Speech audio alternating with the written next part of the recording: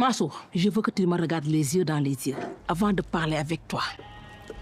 Je vais me reculer 3 fois. Cet épisode nous a offert un face-à-face intense entre deux figures d'autorité, Mère Jojo d'un côté et Mansour, ce qui rééquilibre bien la chose, parce que jusqu'ici, c'est Mansour qui avait l'air d'imposer ses règles dans cette famille. Mais on comprend que Mère Jojo ne lui rendra pas la tâche facile. Depuis qu'elle est entrée en scène, elle est devenue un bouclier pour Zara, qui n'est plus obligée d'affronter toute seule ses problèmes de famille. Parce que jusqu'ici, c'était assez déséquilibré. Elle était la seule femme dans sa maison, tu sais, il y avait son beau-père, son mari et puis le petit garçon. Mais maintenant qu'elle a ce soutien féminin avec non seulement Tata Jojo mais également Keisha, là on peut dire que c'est balle à terre, un partout là les gars. Mais avant d'en parler, avant d'en arriver là, parlons d'abord de Kiné Mbaye qui a enregistré le mari d'Anta à son insu. mais pourquoi elle fait ça? Comme d'habitude, merci à tous ceux qui suivent mes revues. Et si tu passes par là pour la première fois, surtout n'oublie pas de t'abonner et activer la cloche pour ne pas rater la prochaine. J'espère vraiment que Kiné Mbaye a une bonne raison de faire ce qu'elle est en train de faire. Et pour rappel, c'est illégal en plus ce qu'elle fait. On devine qu'elle veut probablement s'en servir contre Anta plus tard, peut-être, tu sais, pour la narguer. Surtout que dans l'enregistrement, elle a bien enregistré le moment où le mari de Anta avoue qu'il est attiré par elle et tout. Donc ce sera assez humiliant pour Anta si Kiné dévoilait ça. Kiné Mbaye est assez rusée, on l'a compris. Elle est vive aussi, parce qu'il faut être vive pour penser à, voilà, bam, press record, enregistrer une conversation en tête à tête comme ça, surtout lorsque vous êtes dans un lieu public. Et ça nous renvoie encore au problème du live, là. On se demande vraiment si Kiné Mbaye n'a pas orchestré ce live. Vous m'avez dit non, Sylvia, c'est à cause de son manque d'expérience avec les réseaux sociaux. Elle n'a pas fait exprès. Franchement, j'espère que vous avez raison. J'espère que vous avez raison. De toute façon, elle a pensé à press record direct là. Enregistrer, pion. C'est pas un geste de débutant, les gars. Elle a déjà fait ça auparavant. Dans cet épisode, on apprend que Kiné Mbaye nourrit une rancune profonde envers Anta, qui aurait trahi sa mère dans le passé et par extension aurait trahi Kiné Mbaye également, quoi. J'ai l'impression que c'est la mère de Kiné qui a tout appris du business, du commerce à Anta. On connaît pas encore toute l'histoire, mais on sent bien que cette tension familiale est vraiment à l'origine de tout ce qui se passe en ce moment dans la vie de Kiné Mbaye. Elle accuse donc Anta d'avoir saccagé sa boutique. Vous pensez que c'est vraiment Anta ou pas? Par rapport à ce qu'on nous a montré là du personnage, vous pensez vraiment que cette femme serait capable de faire un coup pareil? Anta, ça se voit que c'est du genre grande gueule, la meuf qui parle beaucoup, voilà, qui aboie, mais qui n'est pas forcément assez organisée pour orchestrer un acte comme ça. Son mari, il pense pas que ce soit elle non plus, mais bon, il n'a pas forcément un point de vue objectif. C'est normal qu'il la défende, c'est sa femme. Mais par rapport à ce qu'on nous a montré, franchement, moi j'ai l'impression que c'est juste une meuf qui parle trop, grande gueule, voilà, maladroite, mais qui irait pas jusqu'à orchestrer des trucs comme ça. Mais on est encore au début, on connaît pas encore très bien les personnages. En tout cas, Anta, ça se voit que c'est la meuf qui aime provoquer. Elle a été avertie, Kiné Mbaye lui a dit « Keep my friends' names out of your effing mouth !» Elle lui a dit « Si tu prononces le nom de Keisha, si j'entends Keisha, Alice ou Zara dans ta bouche, tu vas voir. » Alice et Kiné Mbaye se sont vus. Si je me trompe pas, d'après leur façon d'être habillés, c'est Kiné Mbaye qui s'est rendu chez Alice.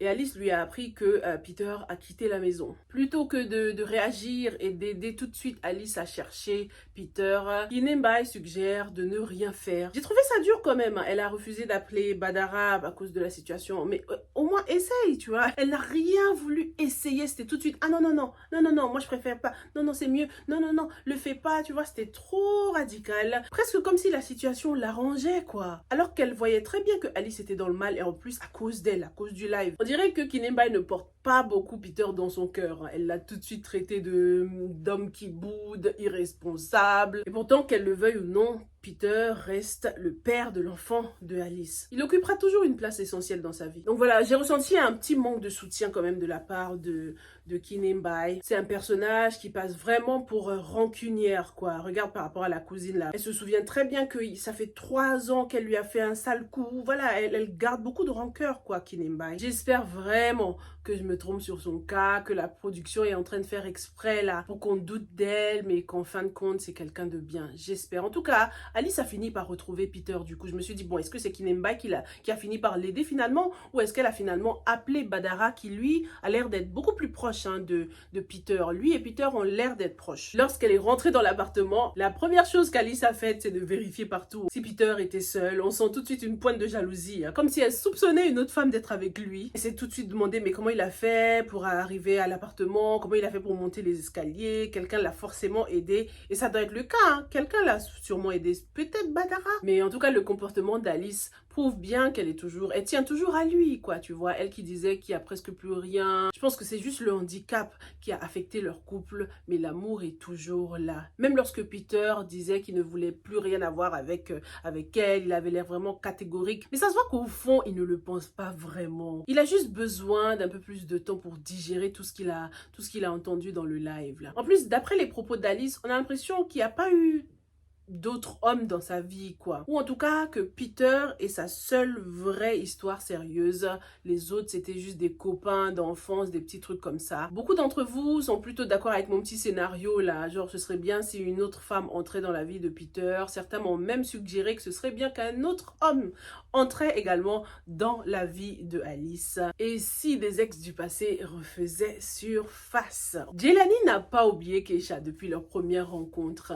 Ça y est, il a eu le coup de foudre, le mec, hein. Il est tellement prêt à tout pour la revoir, hein, quitte à manipuler les événements carrément. Lui, de toute façon, j'ai jamais aimé ses méthodes. Et il continue, hein, à forcer le destin toujours, là. La première fois, il a forcé, ils se sont rencontrés 2 fois carrément, et maintenant, il voulait forcer encore, sauf que ça n'a pas marché, hein, cette fois. Faire croire à Keisha que ses blessures étaient plus graves pour qu'elle vienne le rendre visite à l'hôpital. Il est un peu gamin, lui, dans sa façon d'agir, hein, quand même. Il sait pas que les gens ont d'autres priorités dans la vie. En tout cas, son stratagème est bien tombé à l'eau, et c'est tant mieux. Il force trop, lui. Oui, certes, il l'a aimé, il a eu le coup de foudre. Bon, il est plus attiré par son physique, hein, lorsqu'on entend comment il l'a décrit et tout. Et il a bien le droit, hein, la première impression, le physique, ça compte, hein. Mais pendant que Jelani est en train de jouer à l'homme blessé, là, il y a un autre mec qui rôde, là. On le voit juste de temps en temps. Il est toujours dans une voiture, à l'arrière, hein, comme s'il avait son chauffeur personnel. Il est habillé assez classe. On dirait un homme assez haut placé. Et il observe de loin.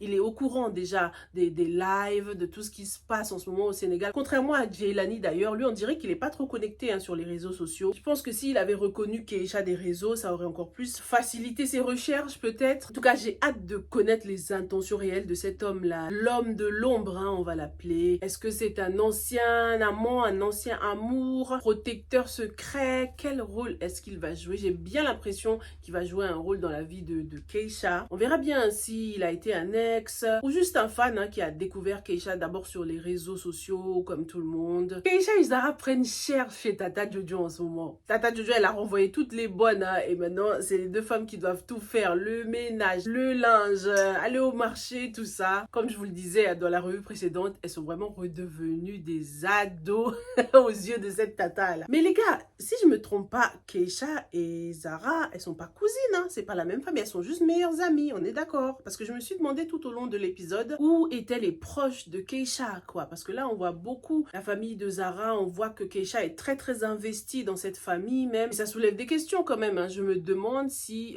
Keisha a des parents, une famille, ou est-ce qu'elle a été élevée par Tata Jojo? Parce que lorsqu'on voit comment Tata Jojo leur parle, ça se voit qu'elle les connaît depuis leur tendre enfance. Ça se voit qu'elles ont grandi ensemble. Dites-moi si vous avez cette info-là, mais j'ai pas l'impression que Keisha et Zara soient cousines ou fassent partie de la même famille, quoi. Elles sont devenues une famille, mais ce sont des meilleures amies. C'est bien ça? Mansour, qui était furieux, hein, après l'histoire de live, a débarqué à Saint-Louis avec Badara pour régler son compte à Zara. Il est tellement en colère qu'il veut carrément ramener son petit-fils avec lui, quoi. Ouais, il faut se calmer.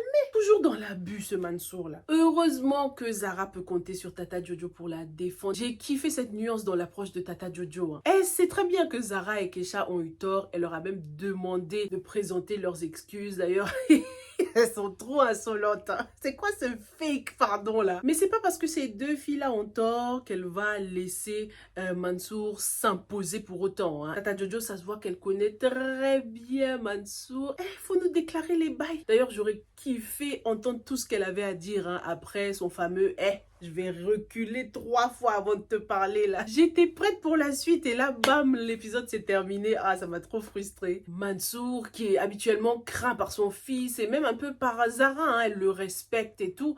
Bizarrement, là, il a perdu un peu de son autorité là face à Tata Jojo, face à une femme. Tata Jojo connaît bien ses points faibles et elle n'a pas peur de les exploiter. Autre révélation choc qu'on a eu dans cet épisode, c'est Zara qui nous confirme qu'avec Badara, ils ont bel et bien signé monogamie, ce qui veut dire que le mariage avec Assi n'est pas forcément légal aux yeux de la loi. Et pourtant, d'après le teaser, on voit qu'il sera quand même célébré. Comment cela sera-t-il possible, hein? C'est ça le gros suspense. J'espère que Badara ne va pas faire la bêtise de divorcer de Zara, parce que ça se voit qu'ils s'aiment tous les deux, hein. Mais s'il finit par succomber à la pression de son père, il le regrettera toute sa vie. Merci beaucoup d'avoir regardé la revue de l'épisode 3.